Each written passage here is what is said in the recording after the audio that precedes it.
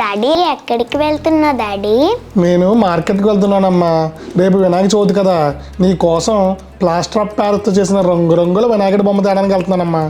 నాకు వినాయకుడు పూజ చేయడం అంటే చాలా ఇష్టం డాడీ. ఈ నవరాత్రులు ఎంజాయ్ చేద్దాం డాడీ. కానీ ఒక్క మాట డాడీ. ఏంటమ్మా బంగారు తల్లది? వినాయకుడి బొమ్మ, మట్టి బొమ్మ తెద్దాం డాడీ. ఎందుకమ్మా? వినాయకుడిని నిమజ్జనం చేసినప్పుడు మట్టి వినాయకుడు అయితే నీటిలో తొందరగా కరిగిపోతుంది. అలాగే నీటిలో నివసించే చేపలు, ఇతర జీవులకి హాని కలగవు.